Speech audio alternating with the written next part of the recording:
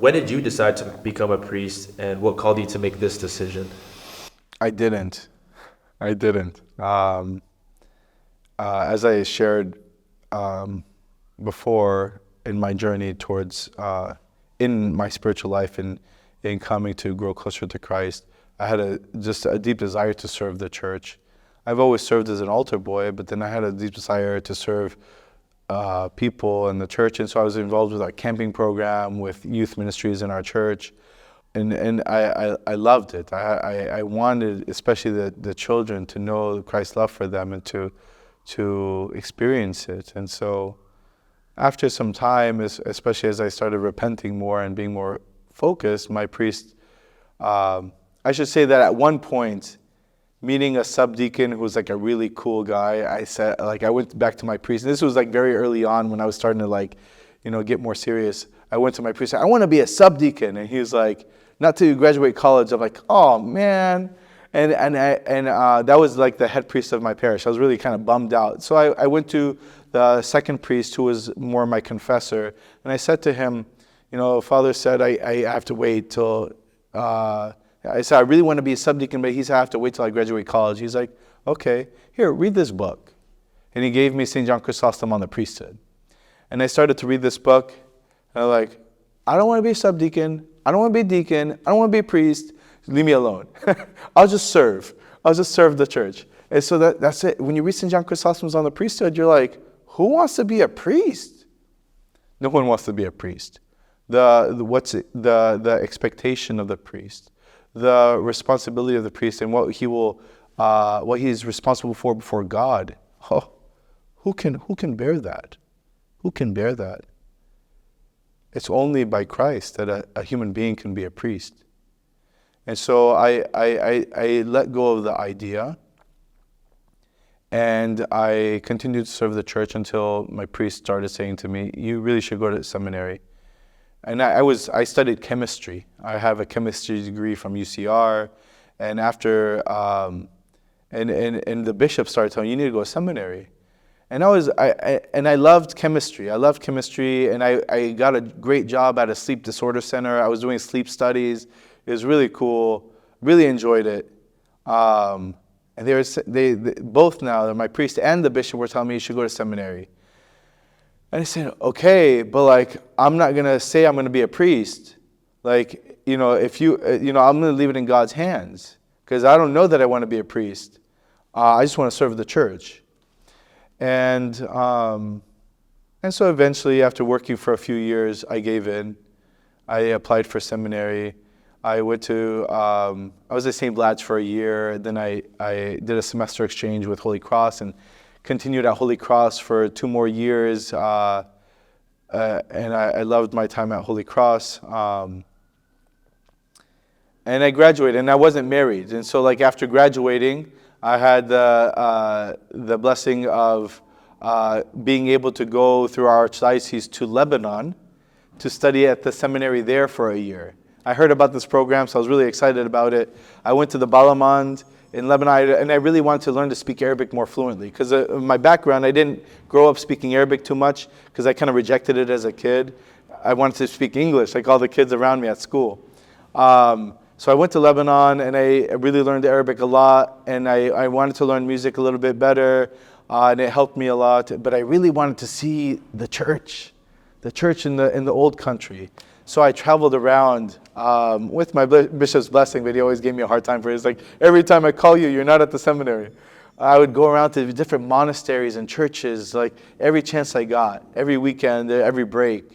And so I went to beautiful places, and my brothers at the seminary there invited me to their homes. It was really wonderful. I went all over Syria and Lebanon. So nice. So through that, I met my wife through one of the monasteries in Syria, and such a blessing to me. And really, I think it enriched my life to understand, orthodoxy as life, because it's lived. It's just there. It's ingrained in the system of the people who live there. And the richness of the faith in various places you went to.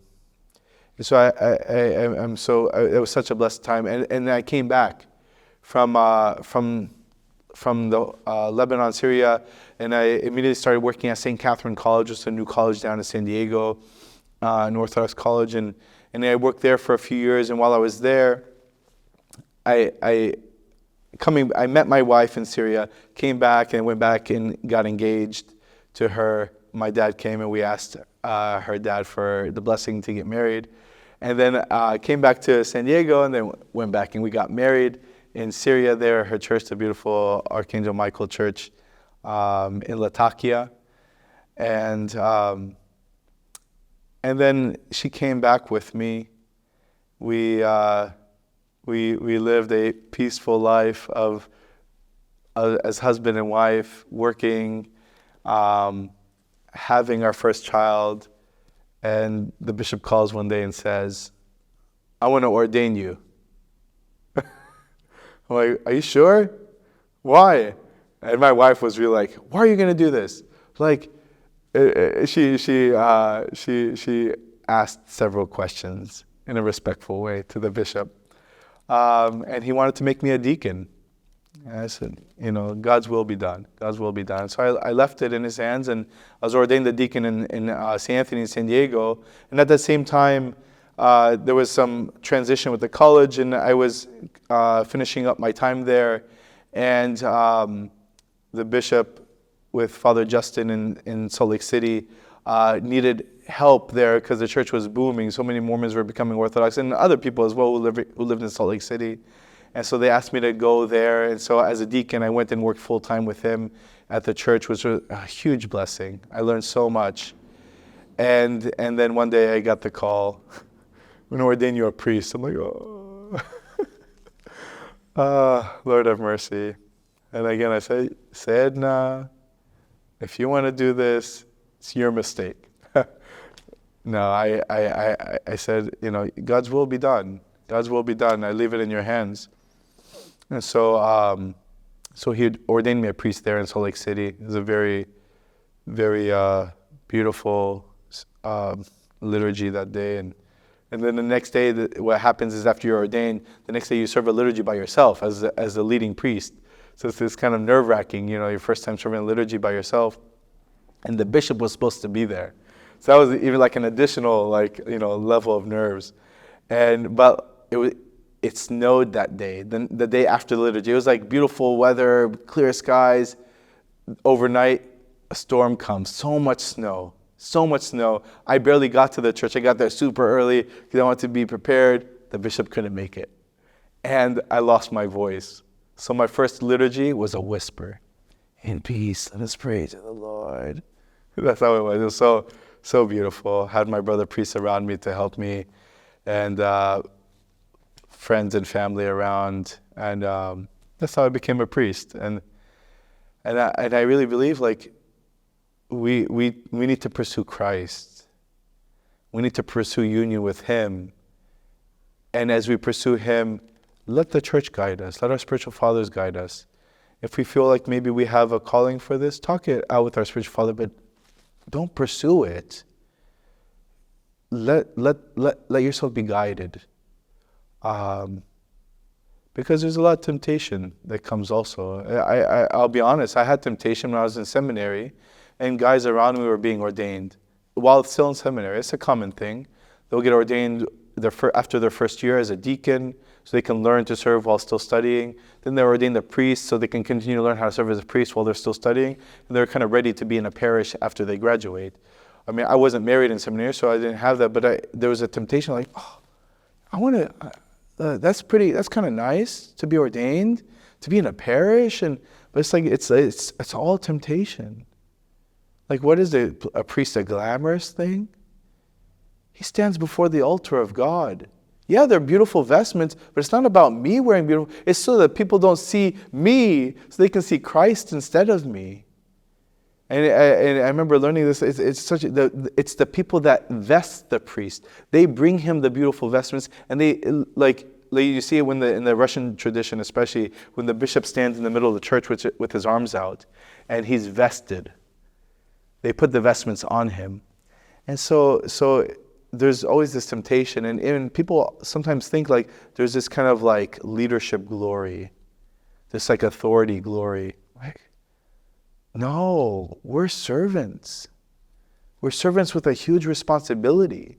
And in that responsibility, we have to make difficult decisions for the parish, for people and their lives, for the sake of their salvation. It's not an easy thing. It's not a small thing. St. John Chrysostom explains this so well. St. John Cronstadt has a beautiful teaching about the priesthood as well. And it just echoes, like, we don't want to pursue this thing as some sort of glamorous thing, but complete sacrifice. Complete sacrifice. So earlier on, you talked about, visiting the monastery, stuff like that. Was there ever any temptation to become a monk? Did that ever appeal to you? Not a temptation. A inquiry into whether this is a calling for me or not. Absolutely. And I think every person should ask that question. Can I devote myself to Christ to this degree? If you think you can, try it out. I spent weeks at monasteries, like in single visits, to really explore. At the very least, to grow spiritually. I mean, to this day, the monasteries help uphold me and strengthen me as a priest. I go there as a retreat, and especially Life Giving Spring, where I still go to this day, the nuns are like, they love to take care of the priests because they know how much they're responsible for. They really like take care of you, and it's a spiritual strength for us. And so we should go to monasteries hands down. It was normal in old countries where monasteries were even in the cities or even close by the cities and villages where people can get to them regularly, to be carried by the grace and the prayers of the monastics there. So I definitely explored that. My wife explored that. That was one of the things I really liked about it. She had that inquiry herself for herself. And she was guided by her spiritual mother, the abbess of the monastery, and her spiritual father to consider marriage. And I saw for myself also that marriage was more the path that I had the strength for. And so I pursued that, but I continue to pursue a life of prayer. There's not much different. Not much different between a monastic life and a married life. In the monastic life, you give your obedience to your abbot. In the married life, you sacrifice yourself for your spouse. And you're both living the same ascetical life, a life of sacrifice for the sake of Christ. Spiritual exercise. For people watching this, they might get excited now to go check out a monastery. What can they expect when they go to a monastery, and are they welcome to visit? Great question. You should definitely call ahead and arrange ahead so that they can expect you and offer you the proper hospitality. Most monasteries have websites also that tell you, like, what their expectations are, what a visitor should know, and how they should dress and whatnot. In general, we dress modestly, as we should in the church, covering our arms, our legs, women wearing skirts, dresses down to the floor, and covering our bodies. And so that's part of it. But especially if you're going to stay overnight, they need to know ahead of time so they can prepare for that, if they're able to even host overnight visitors. But ultimately, don't go there thinking that you're just going to be hanging out with monks and nuns. They're not there to hang out with people. There are usually a monk or nun or a few that have as their obedience in the monastery to be more with the pilgrims that come to visit. They're usually in the bookstore or something, and they are more open to talking with you and answering your questions. But many of them won't say a word to you, because they're cultivating prayer, and that's what we want them to do, because that's what makes the place a very strong, powerful spiritual oasis for us who come out of the world to be energized by the divine energy of God, by His grace, so we can go back into the world ready to face the challenges of the world.